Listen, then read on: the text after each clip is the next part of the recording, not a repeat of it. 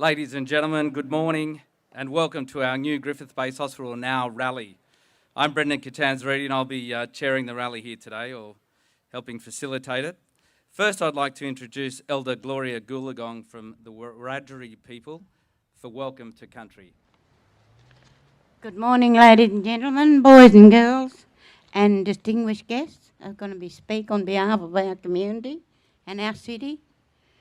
As my name is Gloria and I'm one of the elders of the Wiradjuri Nation, and I would like to pay my respects to the Wiradjuri people and the Torres Strait Islands, who are caretakers of the land today we gathered on. Today is marked for a special occasion for our city. You know, we need a new hospital, and now it's good to see a big turn up. Thank you, and welcome to country, everybody.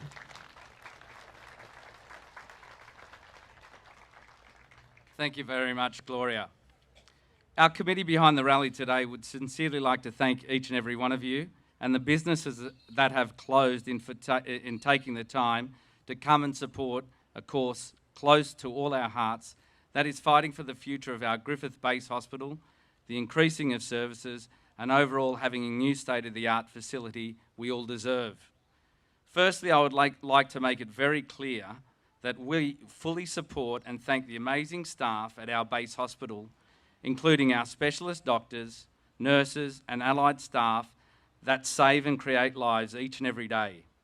You are all shining lights in our community, and if it was not for you, we would not have a hospital at all and not receive the amazing care and professionalism each and every patient receives when they enter the front doors.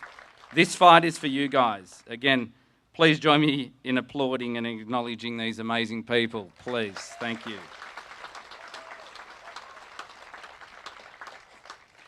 Secondly, this is not a competition between the public and private hospital. Griffith and surrounding areas services enough people, some 80,000 strong, to have both working hand in hand. Thirdly, since the commencement of this campaign, this committee and the issues we have been fighting for have been undermined and discredited by certain factions within the community. Today is your opportunity to hear from two of our most talented and skilled specialists who have been committed to this hospital for over 15 years. This is your chance to hear the facts and make up your own mind, ladies and gentlemen. Just a quick brief overview of why I am involved. In 1999, I was involved in a serious car accident between Mary Wagga and Hillston. I was pinned in my car under a truck for 2 hours with serious facial injuries, including a severe laceration and multiple fractures, and had lost a lot of blood. I was extracted from the vehicle by amazing rescue and ambulance officers and taken to Griffith Base Hospital, which was another 50-minute ride in. I was stabilised, assessed and x-rayed and CT scanned. To my amazement, a brain was found, in fact, which was a good thing. I then underwent a 4-hour operation to save my face and eye, where over 200 stitches were inserted to close the wound. I was then cared for amazingly by all the nursing staff and doctors for another week, where I was released and sent to Sydney for further extensive facial surgery. I was so blessed to be able to be assessed, operated and recover all at the Griffith Base Hospital, with my family and friends all around me to assist in my recovery and keep me calm and feeling safe. I can't thank all the staff enough, as well as an acute appendicitis and other surgeries I have had over the years. This is why I'm passionate about this base hospital and all the people in it. I guess now I would like to introduce a person that 2 weeks ago got off her butt and decided something needed to be done now and formed our committee on that same day, and is another passionate advocate for what we are all fighting for. Please welcome to the stage the head of our committee, Jenna Woodland.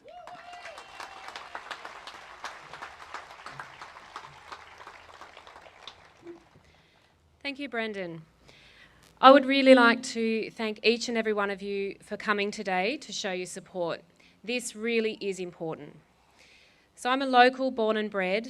I'm a mother of 3 children, all of whom were born at Griffith Base Hospital. Hospitals are meaningful places.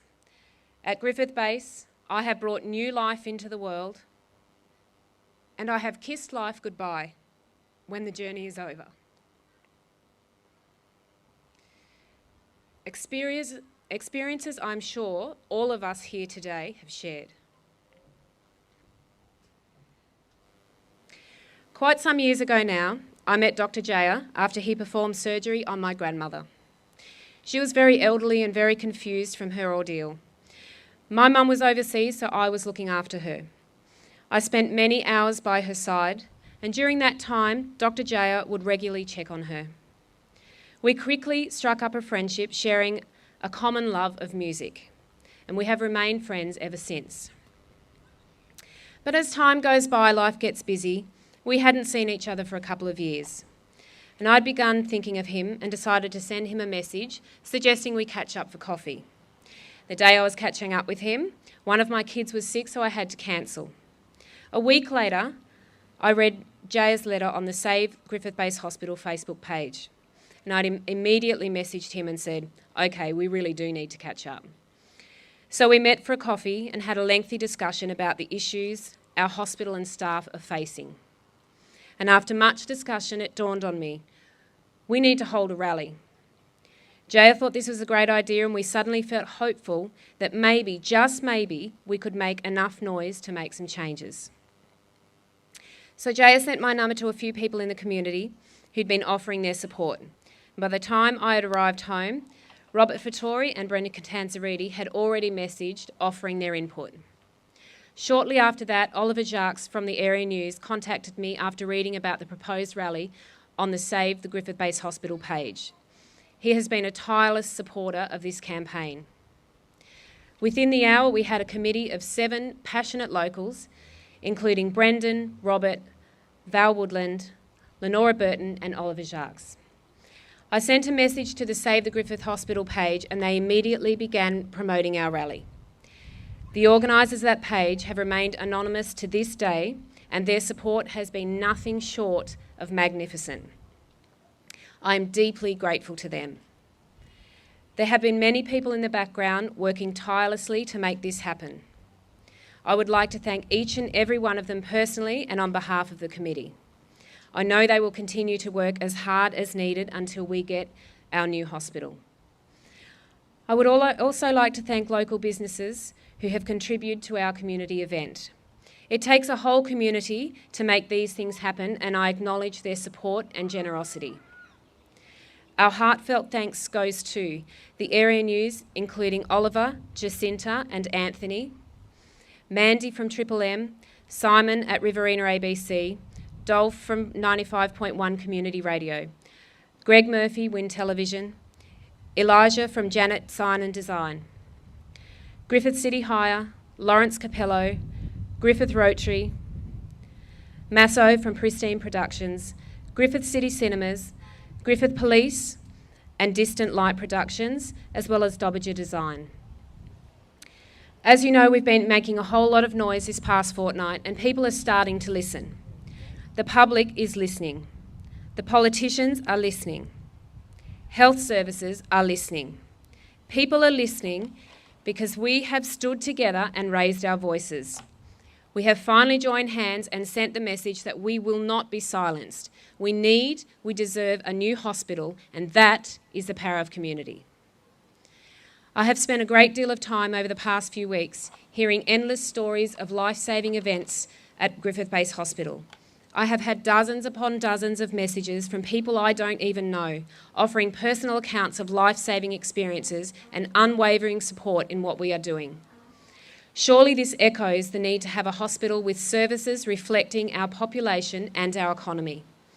Services like orthopaedics, ophthalmology, radiology, ENT, urology, social workers and psychiatry. We are sick of being sent away for every consultation and procedure. We live in a prosperous city, and this should be reflected in our hospital services and its facilities. Our voices have been heard, but this is just the beginning. Many are trying to silence us. Our nurses have been gagged. We need to fight on their behalf. Their fight is our fight. My only message today, apart from thanks, is that this is just the beginning. We have shown what we can do when we all stand together, and imagine what we can achieve if we fight as one. I'd like to finish on a personal note. There are many children here today for whom this context is beyond their years.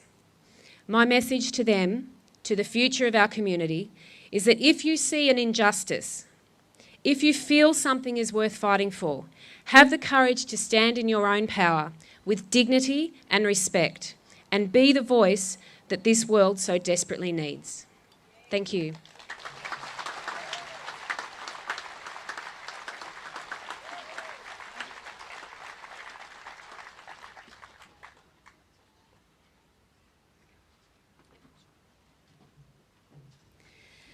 I would now like to introduce one of the gentlest, kindest and highly skilled men I know. The man who directed light on the issue out of deep concern for his colleagues and his community. Please, please make him feel very warm and very welcome, the one and only Dr. Jaya.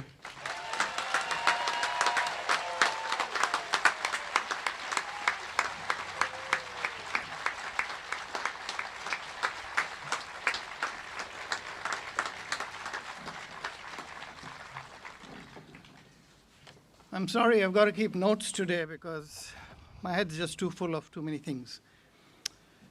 Thank you, everyone, for your presence today, because this is all about you. It's all about not just the people in this town. It's about people way out there in Hay, Hillston, Cobar, Ivanhoe, all the little places in between.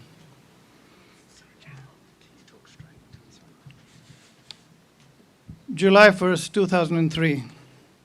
I arrived from India to take up a post of general surgeon here at Griffith Base Hospital. I visited the hospital in December 2002. I was interviewed by a hospital board, and I was offered the job. In the board was Dr. Stephen Hayes, a surgeon who had been here for about 15 years and was leaving. He said something to me before leaving. He said, Jaya, I don't know if you're doing the right thing coming here, because he believed that within a year this hospital would close down. Well, it's 14 years back. I'm still here. I think the thing that had upset him was he said things like frequent closures of the wards and theaters for probably cost cutting or whatever. And also the way lots of patients were being referred away from Griffith for procedures that could easily be done here. Anyway, I decided to take up the job, and I landed up here, and I was appointed Director of Surgery, responsible for the development of surgical services in Griffith.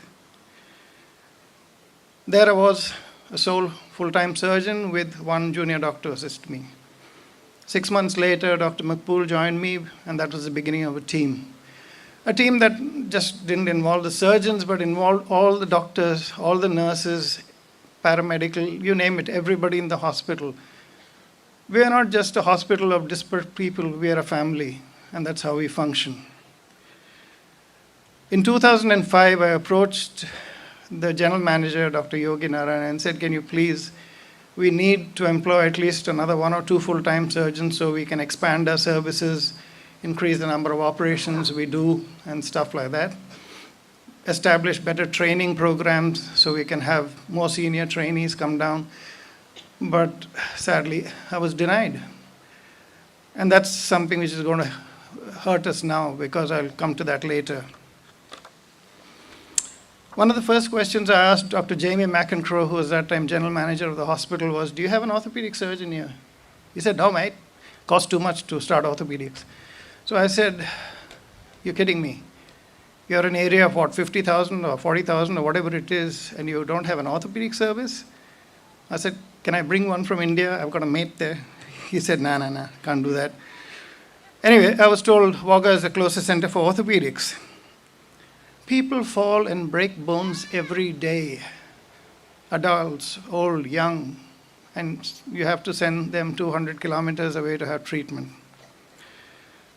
In the first few years, when our dear Dr. John Cannon was still alive, I've even had to do Caesars, so some of you kids out there probably were delivered by my hand. Do I regret my decision to move to Griffith? Not one bit. I was really touched because in the beginning, people used to ask me,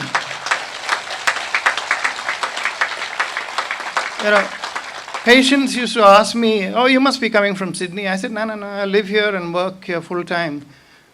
And the eye would widen, and anyway, they would pat me on the way out and say, please stay, we need you. that was really touching for me. There is a misconception amongst a lot of people that I've heard over the years is as far as the hospital is concerned, oh, not much happens there, you can't get procedures done, the waiting list is too long, la-di-da, la-di-da. Nothing could be further from the truth. There's also probably a misconception that people like Dr. Hopp and me and others working here must be fairly incompetent. That's why we're actually in a little town called Griffith, not in a big city hospital. But let me tell you one thing.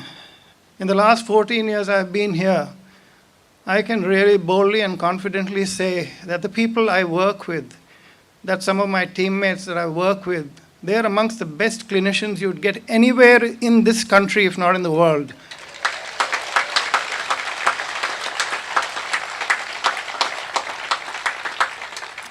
I was born and raised up in India. I lived in places, in little towns where the population was a few 100,000 to cities where the population was a few million. And look at me, I came to a place of 25,000. But I loved it. The moment I stepped in here, I could breathe, I could stretch my arms out, I wasn't banging into somebody else. I came, as some of my colleagues, we came under what was called an area of need. An area of need is where they try to recruit an Australian trained surgeon or a specialist and they can't get one, and then they are allowed to recruit from overseas. All of us have been here, we've all obtained our Australian qualifications, and we've all got our qualifications from all the relevant colleges. So why am I here after 14 years? I've been asked numerous times, don't I want to move to a bigger place, a bigger city and stuff like that. So some time back, my reason used to be, you kidding? I live in a town with no traffic lights. I mean, that's changed. But really, the reason for my staying here is that is the team I work with. It's an amazing team, every one of them. Griffith, I'm proud to say, has one of the best, most cohesive teams I've ever worked with in my life. And I've been a doctor for a long time. I won't tell you how long because then I'll give my age away. I've heard repeatedly from specialists visiting from Sydney and other places. We get a lot of locum specialists coming from the big smoke. We've had retrieval doctors flying down from Sydney and Canberra repeatedly for various reasons. And the comments I hear from them really warms my heart because it just reinforces what I've been talking about, this team. A few years back, there was a retrieval doctor from Canberra who came. We had a massive trauma case, and he was there with us from ED, in the theater, and even, and then took the patient to Canberra. A few days later, he rang me up, and he was having a chat with me. And then he said, you know what? He said, if that patient had come directly to Canberra Hospital from the accident site, they would not have been able to operate as fast as you guys did. Dr. Suhail Ul-Sufi, he is an intensive care specialist from St. Vincent's Hospital, Sydney. He came here a few years back at a time when we had a very complicated patient in the intensive care unit, and he helped us look after that patient. 3 days later, when he was leaving, he came up to me, he shook my hand and he said, Jaya, I've been to a lot of hospitals in New South Wales, but he said, what you have here with your team is something really special. I haven't seen it. So, this is a wonderful community. All of us that work here, live here, we've chosen this lifestyle. And I don't think any one of us who's been here for many years ever regrets the day they came here. People in this community wonder about what facilities do we actually have here? What do we do in the hospital? In emergencies, practically anything and everything. And that's a great thing because otherwise, we'd have lots of disasters. We have progressed as far as what type of, medical care we give. I can speak from the surgical side of things. We do a lot of cancer surgery here. We do a lot of keyhole surgery for bowel cancer, breast cancer, and other cancers out here. Another thing we do have visiting medical oncologists and radiation oncologists who come along. So, everybody is aware chemotherapy can actually be done right here in Griffith. For radiation, they go to Wagga Wagga. One of the things our department is proud of is the fact that over the years, there is hardly any new cancer patient who's ever had to wait more than 2 weeks to have an operation. If they're medically fit and they can have their operation here, probably nobody's ever waited more than 2 weeks, very, very rarely. I have been informed by the residents, the trainees that come up from Sydney, that this is the fastest turnaround they've ever seen, because in the big Sydney hospitals and other places, it sometimes takes 6 to 8 weeks in the public hospitals to have an operation. Recently, I was talking to a patient who was referred to me for an endoscopy. So as I was getting her history, she mentioned that previous year she had had a bilateral mastectomy done in some other place.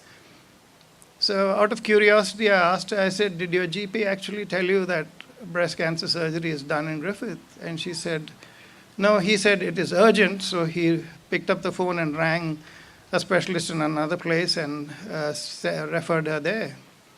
And then as I was talking to her about our services here, when I mentioned that, most of our patients have their operation within a week or two, she looked at me very sadly and said that she had to wait for 6 weeks. So that was being referred away for urgent treatment. Now, hang on. Operations are not the only thing that happen in Griffith Base. If you have a baby in this hospital, you have the attention and the services of one of the best pediatricians I have ever met in my life. If you have a heart attack or you have a severe respiratory problem, you have the attention of cardiologists and specialists in respiratory medicine that you will find very hard to find their parallel anywhere else. Sadly, I could go on talking about the good things, but sadly over the years, the area health services have slowly been whittling us down by removing or downgrading our ancillary services. It's not that we don't protest or we don't send our messages or our concerns out to management, but we never get replies. Almost 10 years back, now this is something interesting. Almost 10 years back, we had a lunch hour meeting in the old boardroom, and there was about 20 senior staff sitting there, and I was the only doctor. I was actually sitting next to this lady consultant from Sydney who said, by 2015, you're going to have a new hospital on this campus, so we need your ideas. There was pin drop silence, and then she said, come on, people, wake up. Have I got you at a bad time or something like that? Anyway, I just said to her very mildly, we've been waiting for pieces of equipment on our wish list for years, which we haven't got, and now you're talking about a whole new hospital and stuff. Anyway, I don't think she appreciated my comment. Wagga got one last year. That's nice.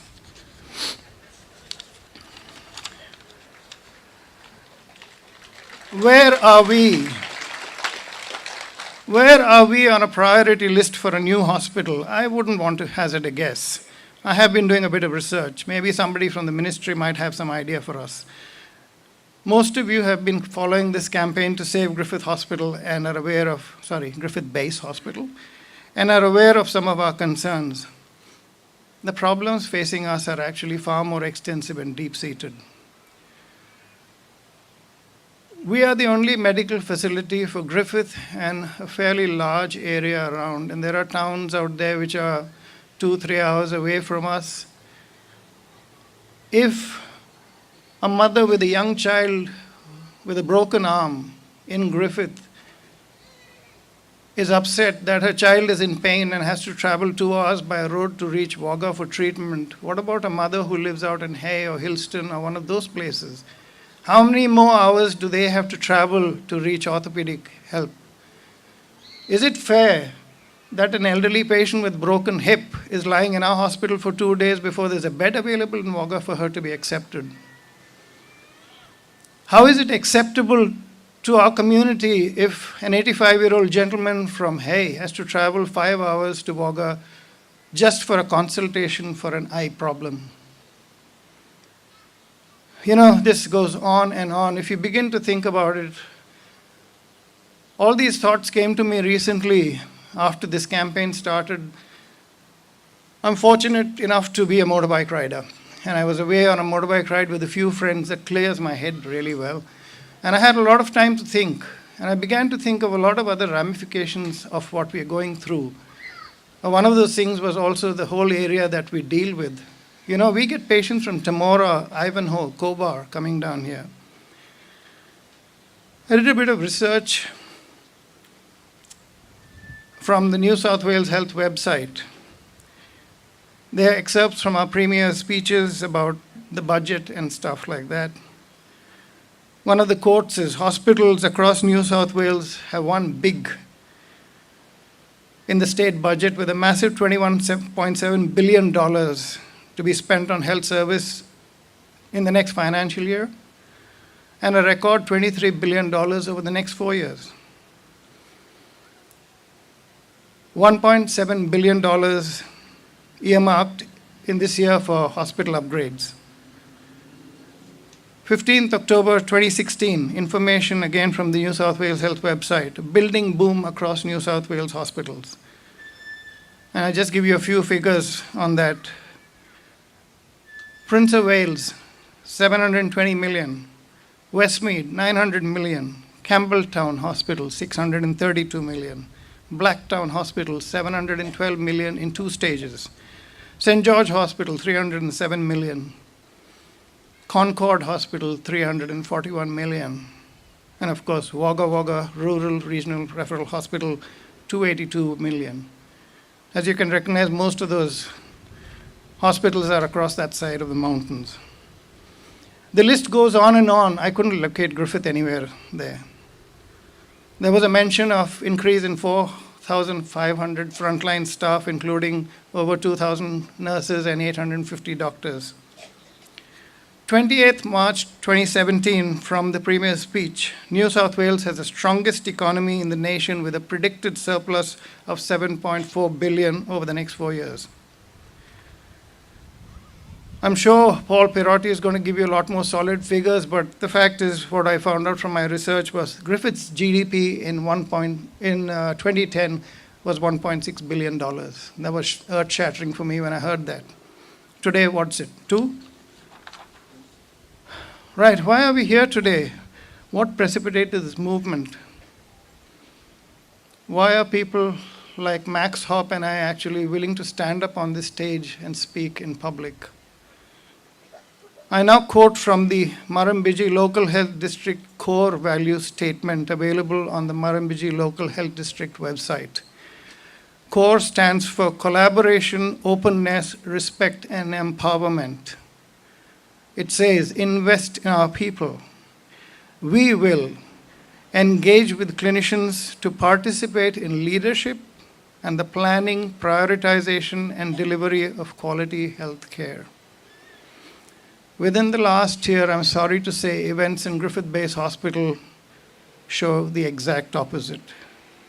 The changes in our radiology services, the closure of our sterilization department and pathology were examples where the exact opposite happened.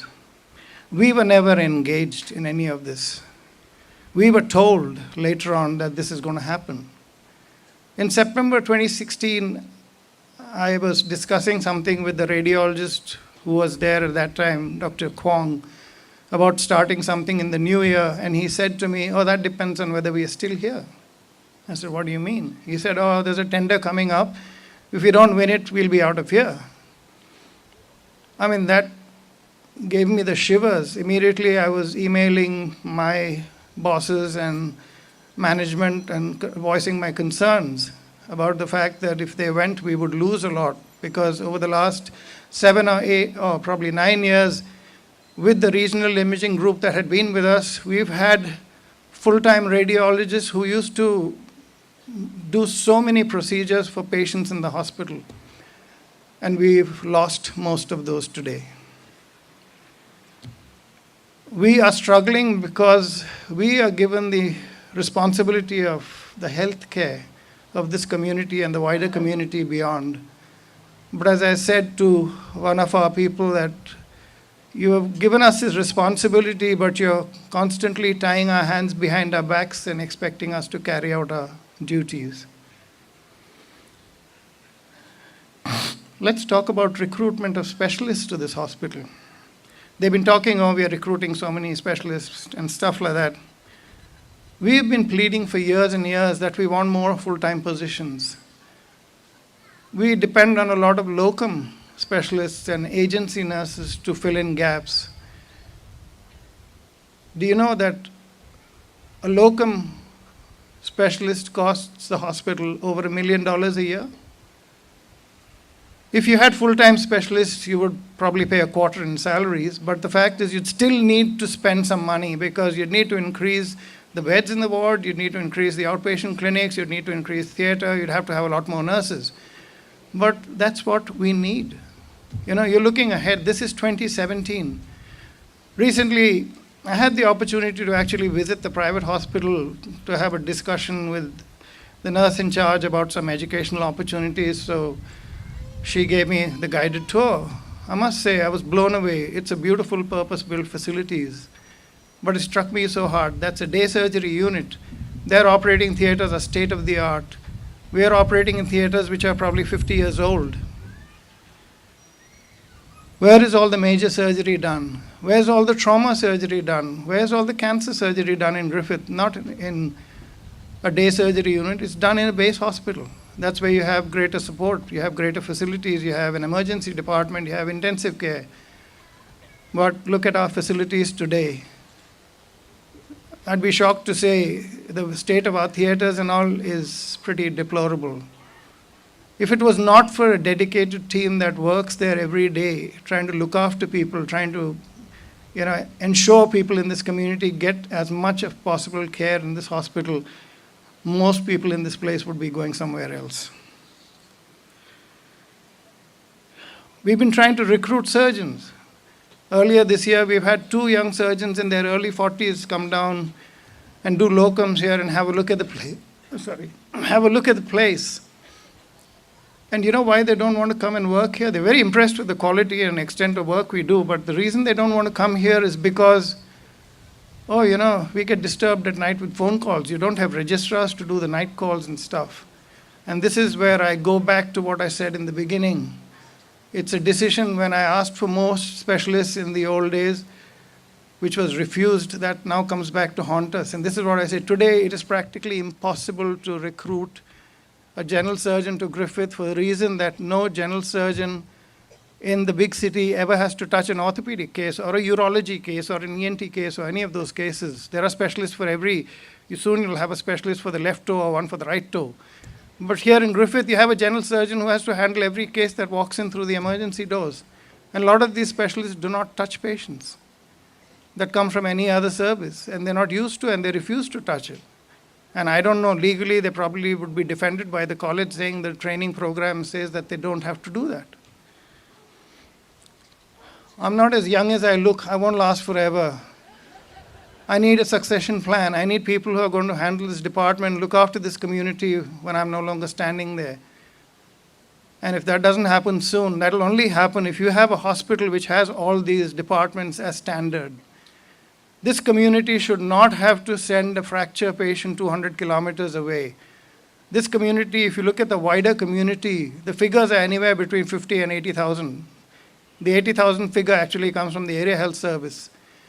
But this community actually has enough patients coming into Griffith to warrant it having a full-time urologist, a full-time orthopedic service, eye, ENT, you name it. People should not in this day and age have to travel so far for simple things. Well, I think I better wind up because my mouth's all dry.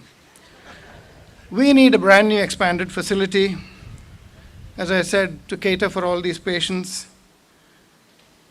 Some of us have been here, I've been here for 14 years, but some of my colleagues have been here for close to 20 years or more. I know there are nurses who have been here for goodness knows how long. But we haven't seen a lot of expansion as far as all these things are concerned. And if we don't look at, in 2017, getting a hospital that is in the 21st century, we are going to have a real hard time. The words of Stephen Hayes ring in my ears. Jaya, I don't know whether you're making the right decision coming here. 14 years later, I still don't regret it. I have a wonderful team. Everything that's happened since I've come here, I've actually have a rejuvenation because I've got involved in a community that is so giving, that is so accepting, and that has so many beautiful facets to it. Imagine my feeling 14 years back when I came on a Saturday afternoon. I drove into Banner Avenue somewhere near Belvedere and parked there, and I looked down Banner Avenue and I couldn't see a thing stirring down the street. Griffith has grown. You can see that for yourselves today. Don't believe anybody if they say that Griffith is not growing. People, I believe that things can happen if we all work together. I'm not a radical activist or anything like that. The reason I'm standing here before you is Griffith is my home. My workplace is my home. And they're all my family. And because of that, I stand before you. We need to make sure this happens. We need to make ourselves heard. Thank you all.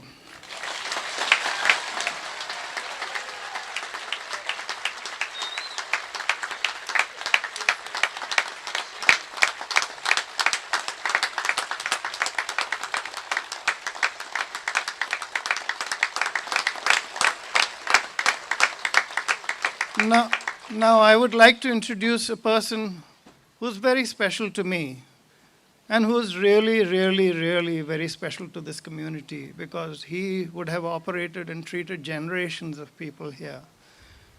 He's a wonderful man, and a number of times over the years, I've spoken to him and said, John, would you like your old job back? Please come back, join us, I need help.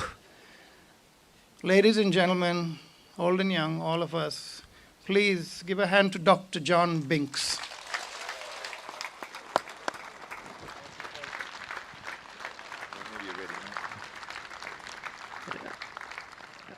I'm going to go backwards rather than forwards in my little talk. I promise you it'll be little. I came from the United Kingdom in 1956 and worked as a surgeon at the Griffith Base Hospital for 35 years, retiring in 1990. Wait. After that, I did some general practice. A most enjoyable experience working with a dedicated team ranging from matron to beautiful nurses, many of whom I have the privilege of still knowing. And from nurses also to cleaners, pathologists, X-ray staff, cooks and laundry staff, and a hospital committee which was promoted, not thrust upon us.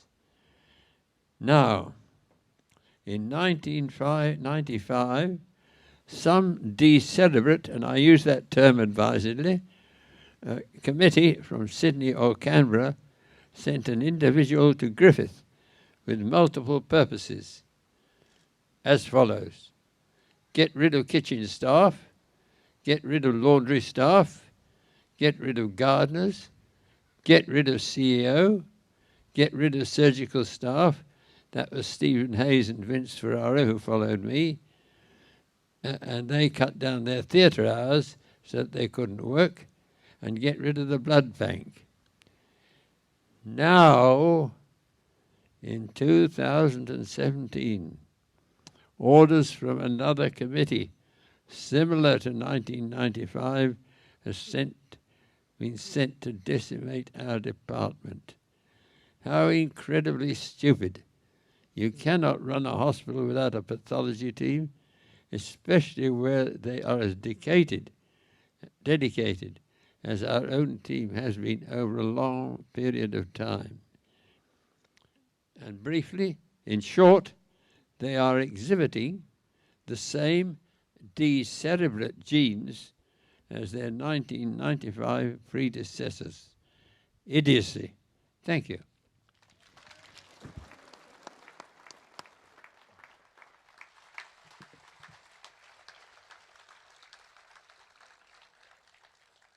Thank you very much, Doctor, and a warm welcome to you. And the doctor's not in good health, but he's made a big effort to come here today. So another big hand for him, please, ladies and gentlemen. And for all the service that you have given our community over a period of 50 years, Doctor. Thank you very much. I'd like to introduce to the stage another special person in our community, a specialist in our hospital. Anyone with children may or may have not visited him over the years, but we are very lucky to have him and his wife Julia in our community.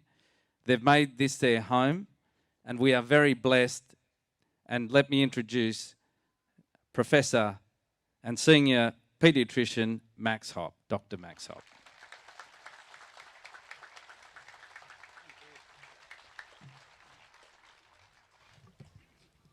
Hi everyone.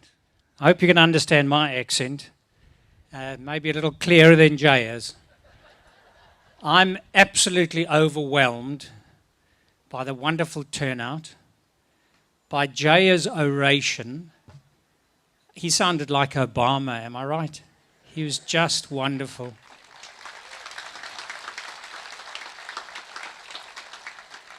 And of course, Dr. Binks and Brendan and Jenna, your wonderful work that you've done to date.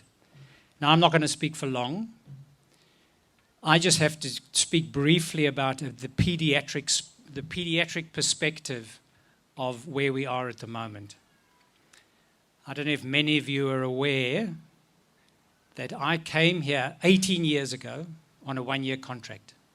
So similar to Jaya, but A, older than Jaya, although I don't look it.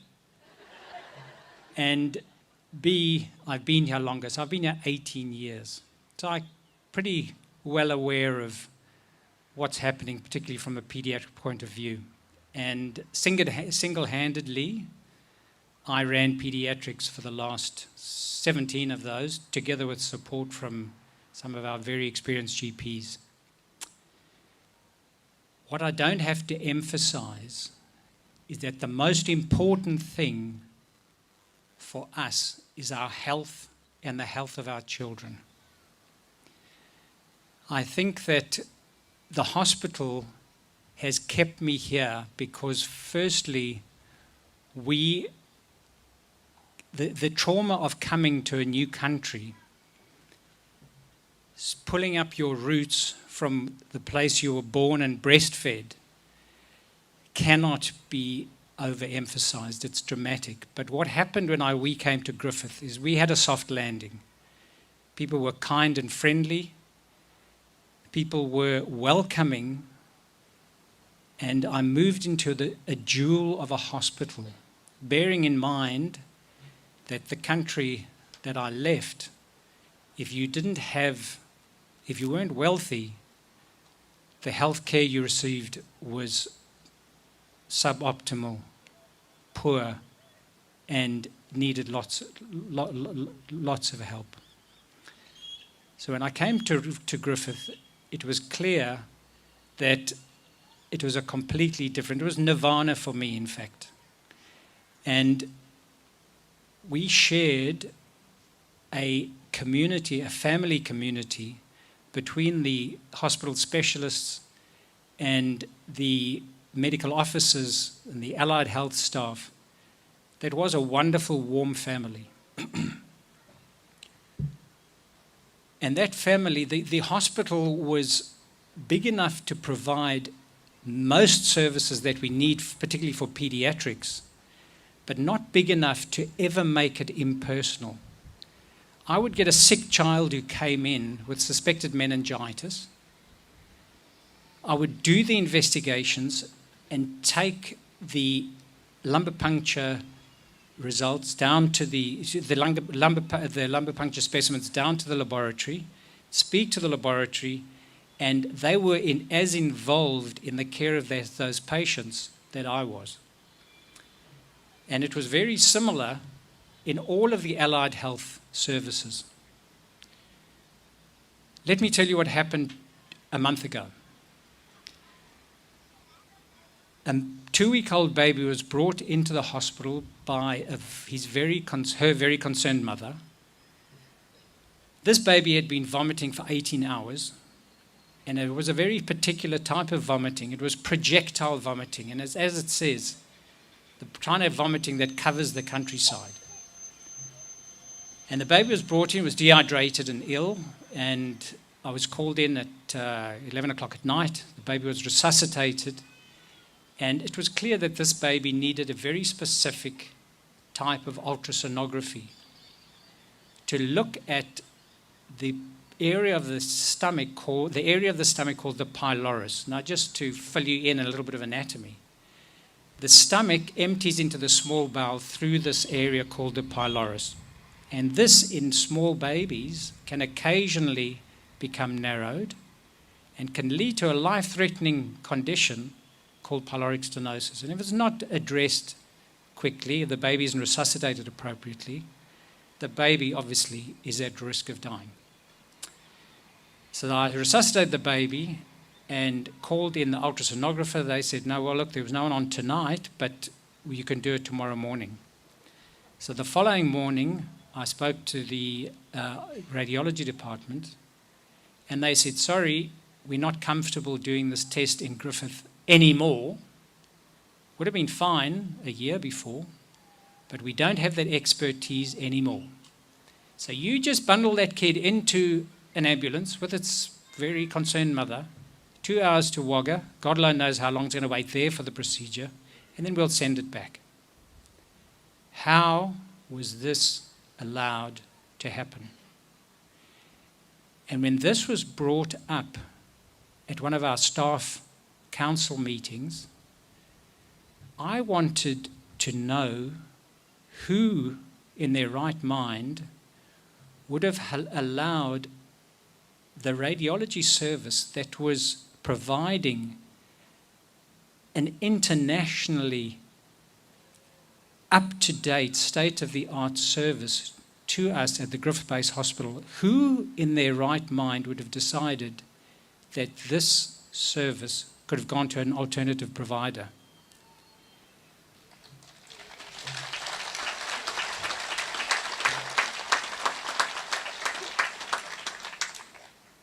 And to add insult to injury, at one of these staff meetings, the new providers most arrogantly informed us that the service would be not equally as good, it would be better with their provision. And I stood up and I asked, now what about in the transition period? Are you going to provide backup so you can guarantee that we will have what we've expected to have up to that time? And the guarantee was there. Yes, we would get locums. That is 8 months ago, and we still sit in a situation where we do not have that service. And what has the Area Health Service told us? They've told us that it's inappropriate, or it was inappropriate, for a private radiology service to be providing support as closely as it was to the public hospital. And they further informed me that Regional Imaging, who was the existing provider, they informed me that Regional Imaging was going to leave the hospital anyway. So there we had this wonderful ultrasound service. It was private, supporting the hospital ultrasound service. They informed me that they were going to leave anyway, that they were building a place up in Banner or wherever it was. Now, I phoned Rick Stevenson from Regional Imaging, and he said that is a bare-faced lie. It was not going to happen. It would never have happened. Why on earth would they have considered leaving the wonderful collegiate support that we had in the Griffith-based hospital? So that was the first issue. The next issue was a child of 8 years old who came in with a cough. And This child was sent for an x-ray, and the x-ray documented a spot on the lung. So that spot on the lung generated a certain amount of concern, and the new radiologist who reported on that spot on the lung said, this child needs a CT scan of the lung. I said, wait a minute, I've seen this child before, and this child would have had x-rays previously. 2 years ago, this child had this x-ray. Let's locate the old x-ray and let's see what showed there. And there was the same spot, unchanged, and what the new radiology service elected to do with a CT scan would be to expose this child to inappropriate x-rays. So what we now have is we have a wealth of past x-rays with the old service provider who the new service provider are not looking at. Now, how can that ever be a better situation than what we had previously? So this, people of Griffith, are some of the issues that we are dealing with. And it's wonderful to think about a new hospital. And Jaya has highlighted most succinctly all of the other issues. But what I'm talking about specifically is what affects pediatrics. We cannot allow this to carry on, and we must get it right. And I think with your support, we will be able to do so.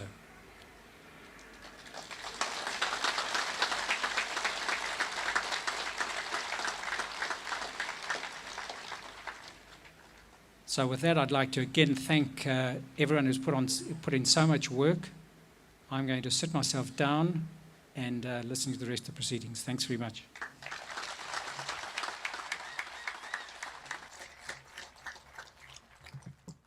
Ladies and gentlemen, I think we really all need to applaud and commend Max for his service, skill, and loyalty to our community. I think that we do not realise how blessed we are to have kept these people through their own choice here in our community. And kudos to you, Max. Thank you very much for your loyalty. Or Professor Max Hopp, actually, I should say.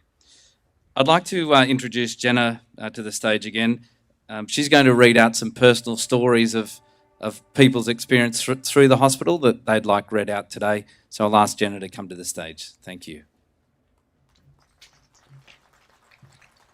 Thank you. These are just a couple of stories from a couple of locals that we thought would be worth sharing today. So I'm reading these accounts on behalf of people. My name is Anita O'Dwyer. I'm 69 years old and I'm a local Griffith resident. In the early hours of Thursday morning, the 4th of August, I was admitted to Griffith Base Hospital with suspected kidney stones.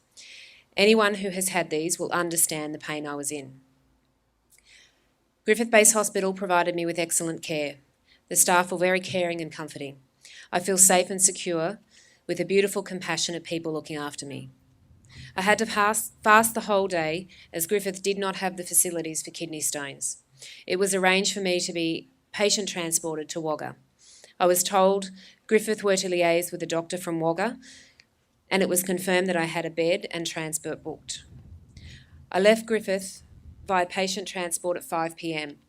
I have no family or mobile phone in Wagga and felt fear for my operation and the fact that I was being transported to a strange hospital.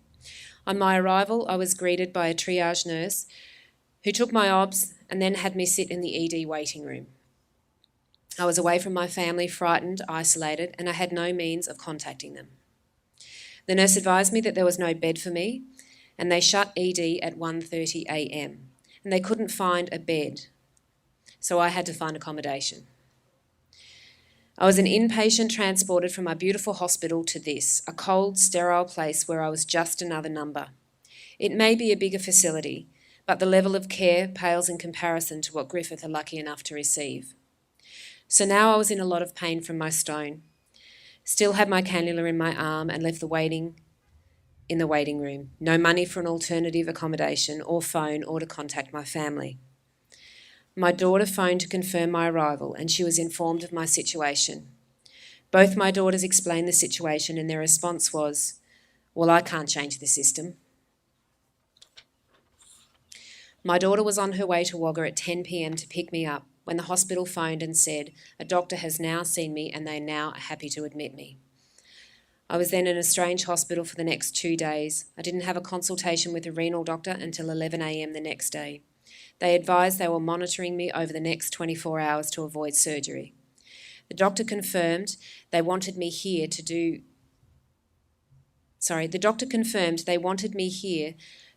that. Where does the communication fail? I was released on Saturday afternoon with no physical examination, CT or ultrasound done. The doctor gave me his phone number and said if I had pain, phone him and come back. Luckily, my family travelled to be by me and they were able to bring me home. This whole horrifying situation could have been avoided if our beautiful hospital were afforded the facilities to do these procedures. I'm one example of the level of non-care provided by a bigger hospital, and as I speak to others about what happened to me, I'm hearing more horror stories. When is this government going to recognise that we are people? I'm a wife, a mother, a grandmother. I'm loved and I love my family. I'm not a patient.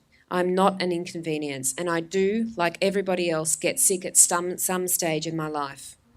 I do not need to feel like I am worthy of people's time, care or compassion at the most vulnerable time of my life. The system stinks. Our hospital was once a beautiful, thriving facility, but it seems the country's safe seat areas are less important to bigger towns and cities with more voters.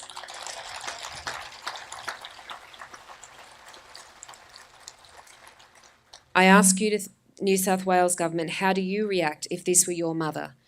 Whose head would roll or what system changes would be made? What price would you put on people's lives then?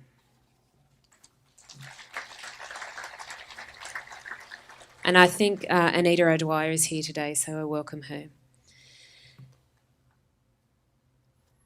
This second account is on behalf of Robin and Paul McKenna.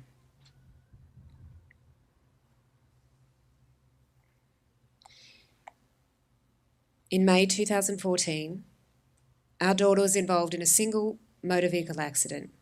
Sally was transported by ambulance to the accident scene to Griffith Base Hospital.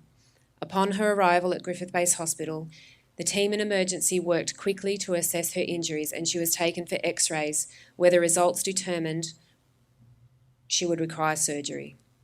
Sally then came under the expert care of Griffith's amazing surgeon, Dr. Jaya, and his team. These people worked tirelessly to stabilise our daughter so that she could be transferred to the Canberra Hospital, giving her the best chance of survival. The Snowy Hydro Southcare helicopter had been dispatched from Canberra before Sally had been even admitted to Griffith Base Hospital. She was bleeding internally and required 24 units of blood during the theatre process to stabilise her. Dr. Jaya had to send the helicopter to Wagga to obtain more blood, as since the closure of our blood bank department, they are no longer able to call on local donors to attend the hospital in emergency situations. When it came time for Sally to be transported from the operating theatre to the chopper, the paramedic travelling with the retrieval team told me that Dr. Jaya had just saved Sally's life.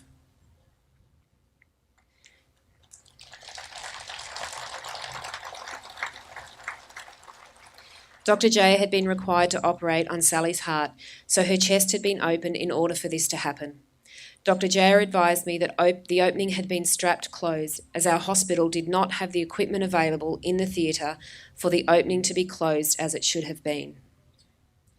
Sadly, due to the blood clot,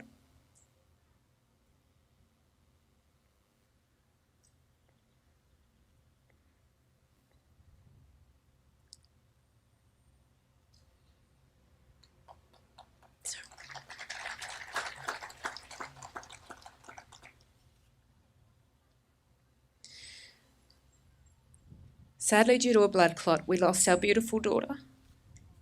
Following a stroke the next morning.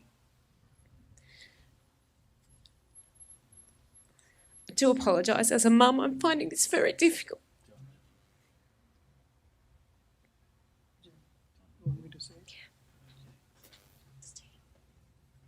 Sadly, due to a blood clot, we lost our beautiful daughter following a stroke the next morning. Sally was a registered organ donor, so in death, she was able to give people who were dying a second chance at life. If it had not been for the amazing job performed by the medical team here at Griffith, our daughter would never have reached Canberra Hospital and therefore would never have been in a hospital where organ donation could occur. Following Sally's death, we requested at her memorial service that in lieu of flowers, people donate to the Griffith Base Hospital or the Snowy Hydro helicopter. I had a friend who worked at the hospital contact me to advise us not to just take the money that was donated to the hospital and hand it over. As to my shock, the money does not get used at the hospital where the donation has been made. Once we became aware of this, we met with Dr. Jaya and advised him that we wanted to use the money to donate something to the emergency department or theatre. Following consultation with his team, it was decided the money could be used to purchase an anesthetic crash cart. I then had to write a letter stating the money our family and friends had donated in memory of Sally was to be used for the specific purpose of buying the cart. I'm happy to report the powers that be granted our request, and the cart, proudly bearing her plaque, is used in the theatre here at Griffith Base Hospital. We are so lucky to have a dedicated medical team here at our local hospital. The level of care and compassion shown to Sally and us will never be forgotten. Until something happens that directly affects you, we tend to be very blasé about what we have available to us. Our experience with Sally showed us that while we assume we have a fully functioning hospital at our disposal, nothing could be further from the truth. To think that a surgeon and his team do not have all the necessary equipment at their disposal in order to save lives is alarming. We must work together to ensure that our hospital retains and regains services to guarantee our community has the best possible outcome.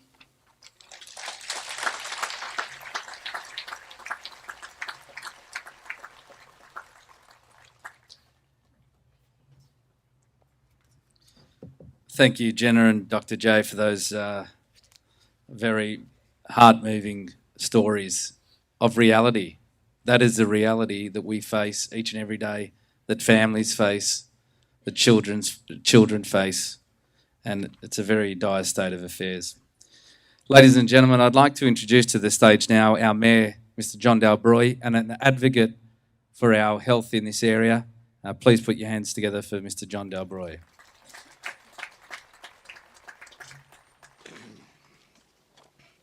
Thank you, Brendan.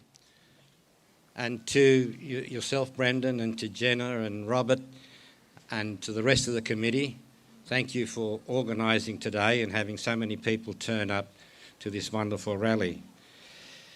Can I acknowledge, congratulate and commend Dr. Jaya and Dr. Max Hopp for actually coming out. Would have been very, very difficult for them as employees of the hospital to come out openly like they did.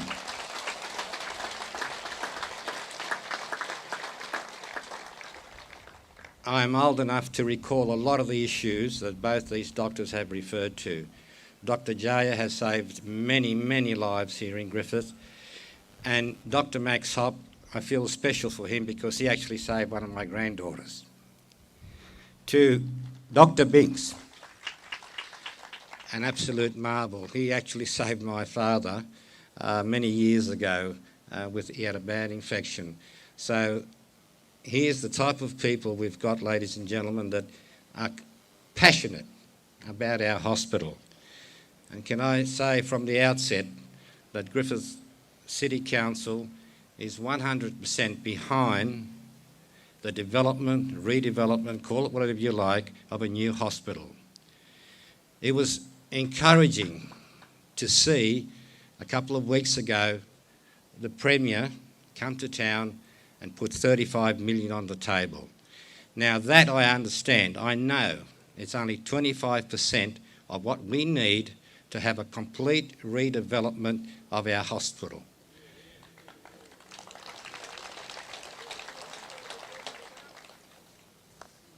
listening to the stories that have been told by the two doctors and by Jenna reminded me of the late Ray Gamble. Ray Gamble was chair of the board of the Griffith-based hospital for many years, and he was a board member.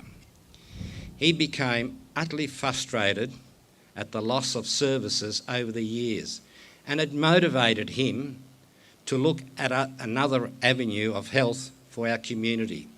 And he was a mover of convincing St Vincent's to come to town. And you as a community encouraged him. And we were successful in doing that. Now, don't see St Vincent's as a threat. It is a complementary to the base going forward. It has to be.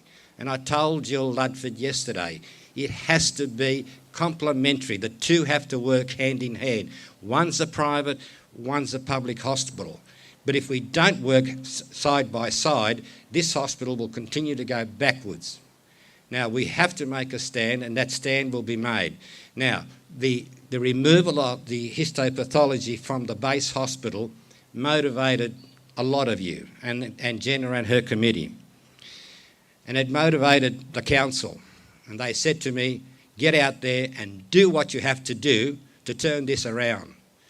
So I contacted our local member, Mr Pickley, and he wasn't fully aware of what was happening, because the decision, ladies and gentlemen, don't laugh. No, don't laugh. This was a bureaucratic decision. I discovered that. It was bureaucratic. Not even local health knew it in Wagga. And I'll tell you who made the decision, because I rang him and I blew the shit out of him. Absolutely. The guy's name was Neil Catlett. Hello. Neil Catlett, Director of Regional and Rural Pathology Operation. You know, I can swear, and people that know me quite well know that I can swear. I was so cranky, I was swearing in Italian to this guy. And I also rang Tracy McCosker, Chief Executive of New South Wales Health Pathology, and I gave her a gobful.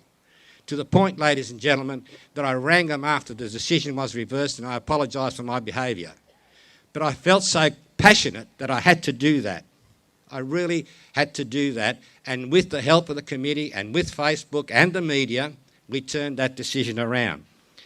What we have to do now, ladies and gentlemen, is get the commitment from the government going forward that there's a timeline for the complete redevelopment of that health precinct up at the Griffith Base Hospital. Now, you all know that the state government is meeting here, the Premier and the Cabinet, on the 17th of this month, and that's this coming week. I'm already there. I've already got a meeting with the Minister for Health, the Honourable Brad Hazzard, on the 16th up at the council chambers, and I'll be putting to him strongly, as strong as I can, that I want a timeline for the development of the Griffith Base Hospital.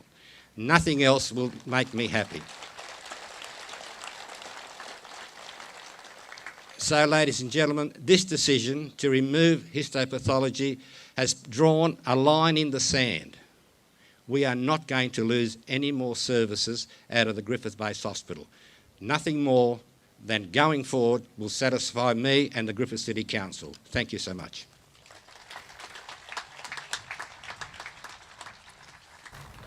Thank you, Mr Dalbroy, for taking the time out today to come and join us at our rally. Ladies and gentlemen, I'd like now to introduce the Honourable Member for Murray, Mr Adrian Pickley, our local member, to come up and say a few words. Thanks, Adrian. Thank you very much, Brendan. Can I also thank everybody who's turned up today. The way you get heard, whether it's in Sydney or in Canberra, is around political campaigns and community campaigns. So I want to thank every single person who came here today, because I can tell you the message does get there. It does. All of the stuff that's been out there in the last couple of weeks has all appeared on the Minister's desk, all of the media clippings, all of the correspondence. It's all appeared on the Premier's desk, and I'm sure it's appeared in the Health Minister's desk in Canberra as well. So this does form a significant part of the campaign to make sure not only that we keep the services we've got, that we get back some of the ones that we've lost over the years, and that we get those extra ones. We know health keeps changing all of the time, technology, and we've got to make sure that our hospital keeps up to date with it as well. You all rely on it, your children rely on it, your parents, elderly parents rely on it, like mine do. And I want to thank Dr. Jaya, and he's absolutely right about the fantastic team that there is up there at the hospital. The surgical team that operated on my mother, who I can see in the crowd today, only a few months ago with an emergency operation, and the care and love that was shown to her for the 10 days that she was in intensive care, for the dignity that my father was treated about 8 years ago when he passed away, so he could die in dignity and with the love and care of his family around him, is only because of the dedicated hard work of the staff there. I recommit again to making sure that I continue to work every day to make sure that we have the best health facilities possible for this community, for me, my children. Something happens to my children, the first place they go up is to accident emergency at Griffith Base Hospital, and I want to make sure that they have the best care possible and that everyone here has the best care possible as well. We did fight hard to get a commitment to rebuild this hospital. We got that commitment a couple of months ago from the Premier. She came here with the announcement of the beginning of that redevelopment. And I know it's not enough. We all know that it's not enough. As the Mayor said, we want a timeline next week when the Premier comes. And the reason I invited the Premier to bring Cabinet here is to see the wonderful things that are happening in this community. As Dr. Jaya said, it's probably the hidden jewel of Australia. What's happening with our economy, with our community, such a multicultural and yet peaceful community. We are really a beacon to the rest of New South Wales. And I wanted every minister to come here and have a look at what's going on here, but also for what we need in health, in education, all of those other areas. So I'm pleased that they're coming here. They will see the message that has been delivered here today, and we will get those timelines that John was talking about when's this first stage going to start. We want to make sure the redevelopment is in only 2 stages, and we want to make sure that we get those solid commitments, and I'm sure that we will. Again, thank you to Jenna, to Dr. Jaya, to Brendan, to all of the committee, to Dr. Hop, and all of those people who do such a fantastic job up at that hospital, often in difficult circumstances, for the service of us and our families. We truly appreciate it. And I must thank Adrian here today. Quite a few politicians were invited here today, and Adrian has made the time to come and join us. So thank you, Adrian, for your effort there. I'd like to present to the stage now the President of the Griffith Business Chamber, Mr. Paul Perotti, and he's going to give us a few facts and figures about the area, ladies and gentlemen.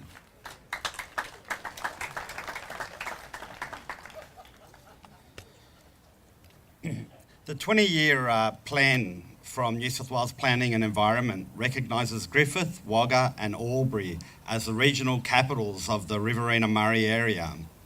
It is very well documented and clearly understood that around 80,000 people that live in the Griffith region are successful, proud and resilient communities. $2 billion per annum is produced in gross regional product from the Griffith regional area. Forgive me with these figures, they're a little old, and we know that we're growing very quickly, so they will be far surpassed from these figures. But with what we have, $277 million a year is produced in our region with agriculture, $131 million per year in agricultural-related food manufacturing, $91 million a year in beverages and wine, and the list goes on. In fact, the latest economic data being reported shows that Griffith is one of the fastest growing regions in all of rural Australia.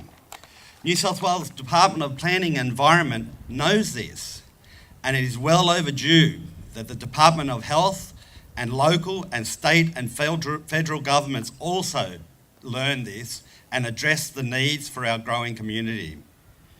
We are grateful for the $35 million towards modernisation of inpatient accommodation, upgrade of ambulatory clinics, renal dialysis, oncology, etc.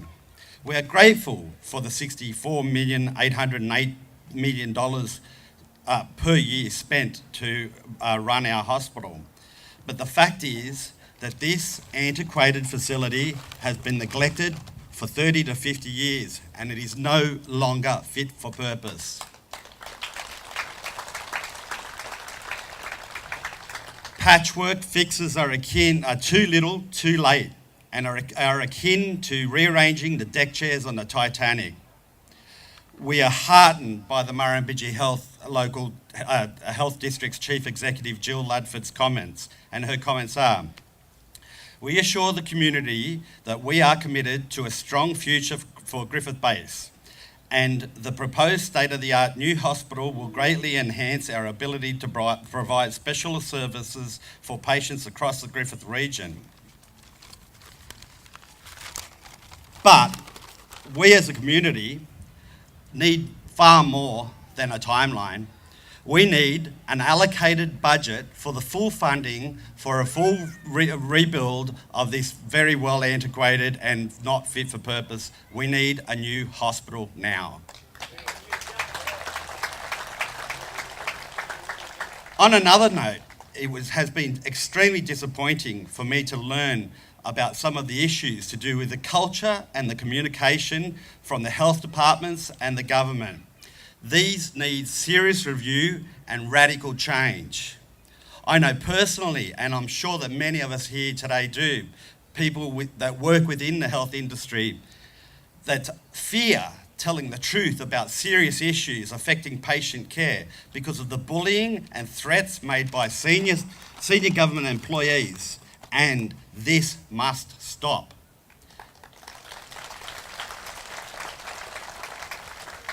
If people in senior positions and politicians are incapable of communicating effectively, are incapable of, more importantly, listening, are incapable of taking appropriate action, then they do not belong in this critical service area. Whistleblowers like Dr. Jaya, Jenna Woodland, Oliver Jarks from the Area News, Jordan Matthews from Win Television News, and multiple thousands of Facebook followers and hundreds of comments should be congratulated, not become victims to bullying. We need a new hospital now.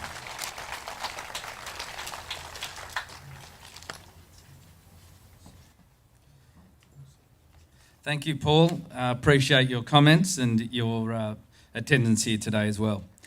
Ladies and gentlemen, you've heard all the facts here today directly from the clinicians on the ground and at the coalface. I'll now close with some poignant points to take away with you. Choosing to have a procedure done, where to have it done and when to have it done is a luxury granted to few. Many don't get to choose, so we are fighting for them. And in an emergency situation that means life or death, most of us don't get to choose. The problem with the hospital is you don't want it until you need it. And let me assure you, when you need it, or your kids, brother, mother, father, wife, husband, uncle, auntie, cousin or friend need it, you will want to make sure it is the best available, along with the best available outcome possible. We are in need of increasing services to have our own fully functioning and capable base hospital to help service and alleviate the pressure on Wagga and surrounds, not decreasing the services and facilities that could and will risk lives. The hub and spoke model is often talked about. We need Griffith to be the hub of this area that services the 80,000 strong people plus catchment, including Hillston, Hay, Ivanhoe, Cobar, Booligal, Collyamberley, Darlington Point, Lake Angelico, Tullabajil, Ungary, Withally, Barellanard, Lethen, Binya, Rankin Springs, Leeton and Narandra. We will not be another spoke to the hub of Wagga. If we put the hospital into sailing terms, rather than sending our people out to sea in the Queen Mary II, which has the latest technology, is ultra-modern, safe and most capable vessel, we are sending our wonderful people out every day in Captain Cook's boat, the Endeavour. In plain terms, we have a facility that reflects the late 1700s rather than the year 2017. If we don't stand up and fight for a brand new base hospital now, we are at risk at losing not only lives in the future, but the backbone within our four walls that make up our base hospital, being our very talented, loyal and exhausted surgeons, specialists, nurses, allied staff including physios, radiographers, speech pathologists, pharmacists, occupational therapists, pathologists, just to name a few, and not to have the slightest chance of attracting our specialist doctors, nurses and allied staff that will continue to maintain and service our community well into the future. Good facilities ensure good patient outcomes, we've been told. And we have been blessed up to this point to have the outcomes of our staff which achieve the best out of our poor facilities they endure. The staff make the decrepit and archaic buildings shine with their skill, loyalty and enthusiasm. But it is now time to reward them and all our community and surrounding areas with a modern state-of-the-art base hospital that we are proud of for generations to come. How much is one life worth? $1 million? $100 million? $280 million? $280 million is the cost of a brand new facility. If we lose just one life, $1 billion is not going to fix that, ladies and gentlemen. Today, we ask you to pledge your support to what we are fighting for. Otherwise, you may be rolling the dice and gambling on the future of your lives, of the lives of your family and friends. And are you really prepared to risk that? A united alliance to Griffith and surrounding areas and the greater community is a must. Whoever can promise to deliver the best outcomes for Griffith and the greater community are who we need to back. And a new base hospital now is at the top of that list. Join with us this Thursday at 8:45 at the front of the Servicemen's Club Griffith and come with your placards and signs for a peaceful protest to show our Premier and her Cabinet that we will not be silenced, and to put them on notice that Griffith does not, if we do not get what we need, we will be voting for the party or person that will. New hospital or new member.